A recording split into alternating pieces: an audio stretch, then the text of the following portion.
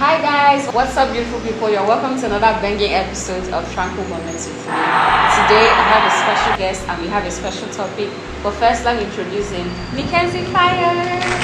Hey guys, I'm Mackenzie Fire. It's nice to be on this podcast Yeah, with you. welcome to our podcast. So he's a fitness instructor, he's an influencer, and he's a lawyer. Yes, I know, right? Everything inside one. Inequity. Cheers to that. So today we're talking about social media detox and reducing the addiction to our phones. It's one practical step that you think we can. Or before we start, let's just define the meaning of social media detox and reducing phone addiction. What do you think that social media detox is? Well, social media detoxing means just taking time away from social media, reducing the amount of screen time you have in order to connect with other things rather than just your device. Reduce your phone brightness at night to reduce poor eyesight in the future. That's the next thing.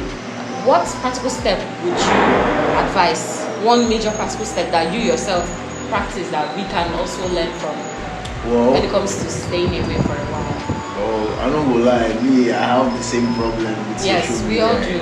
Especially when you're trying to be like an influencer. The thing that has helped me deal with it is scheduling my phone time. I like to have like a thought out plan for each day. The day before or in the morning of each day, I write down like kind of schedule my day and scheduling my phone time. So like if when I do that, I deal a lot on self-discipline, right?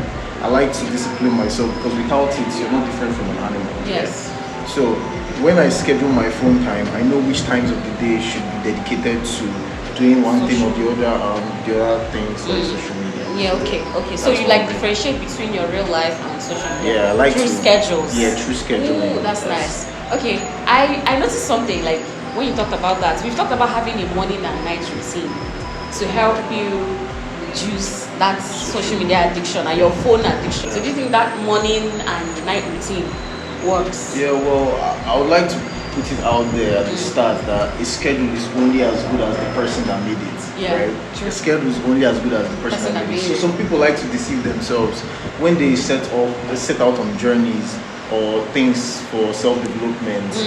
They cheat themselves.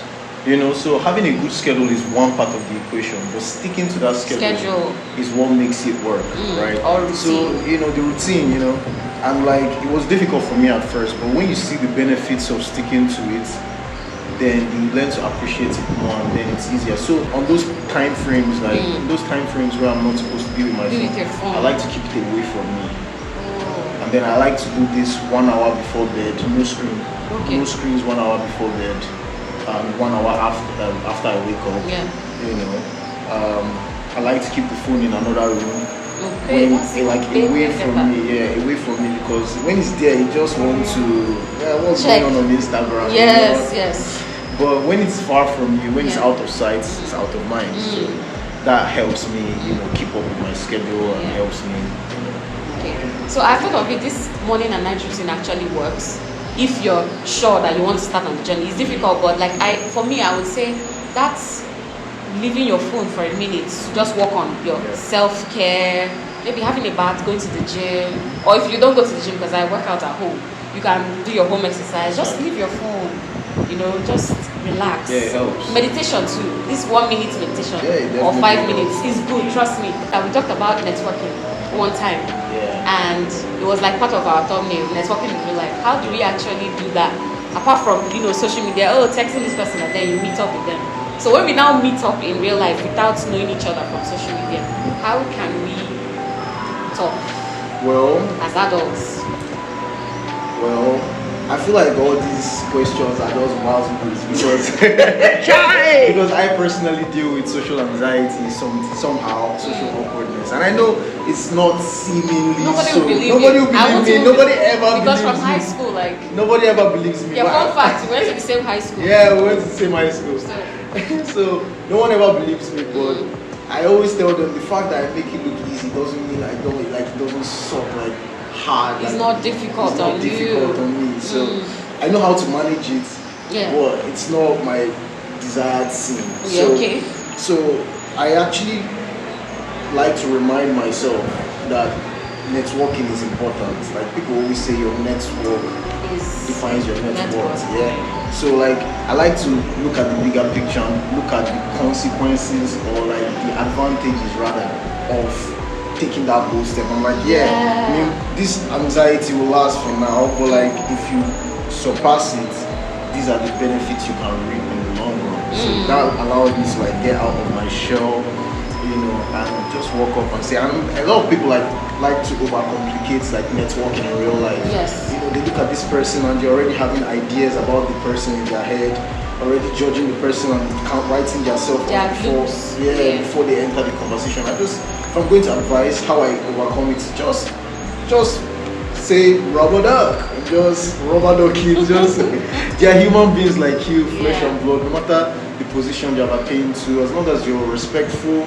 you're considerate, and you're, you know, understanding, like very understanding, because you can't. It depends on your method of approach. Yes. You know, if you approach them properly, you're definitely going to receive positive feedback. That's true. It's all about just forgetting about the things in your head, coming out of your head, treating them like a normal human being like you with respect, and just start with, hey, how are you doing? Something simple. I feel like one of my ways to get around it is don't overcomplicate it. Just make it simple. Straight to the point. You're good to go. I'll say be present in general. Just be present. The moment. Be there. In the moment. In the moment. Be there. Okay. So 2 tips from me before we like round up and then we talk about the things that we do. I'll say one is never compare a celebrity's status to yours. Even if you've reached a certain level, don't compare their likes, their comments, like what they do to yours. Do your own thing. Like let it be original to you. Then I think the second one would be don't need people please in real life and social media. Like if you don't feel comfortable, because we've been arranging this video for like way back. If you don't feel comfortable with the timing or something, just let the person know. And you yourself, be an open book to whatever they're doing. Just be an open book. Make sure that everything you're doing, you know, works with their timing. And I noticed that timing is like everything. So as adults, just find a way to time ourselves, just so that we don't run out of schedule or routine, or we don't break people's trust in whatever business we're doing. So if you found this helpful, let us know your own, you know, thoughts, and just tell us what you think in the comment section. Tell us what you cope with. How does it work for you? We'd love to know. Give us little feedbacks, and we'll be grateful. So before we round up, we just want to say thank you for watching us. And don't forget to follow us on our social media platforms on your screen. You can follow Mackenzie if you need anything, influencing, fitness. I got you. He has you. Then if you need any fashion, you know, apparels or whatever, tips, we got you. We got you. Then any other thing you feel like you might need, just reach out. Check us out on our platforms. Like, comment, share. Tell us what you want to see next. Yes, because it really helps. I mean, we're here for you guys. So we're here it helps me not worry too much, like scratch my head. Give us content ideas. It's not easy. It's not easy for content creators. Tell us what you want to see and we deliver. We always deliver. So until next time, we'll see you and we love you. Peace. Bye. Bye.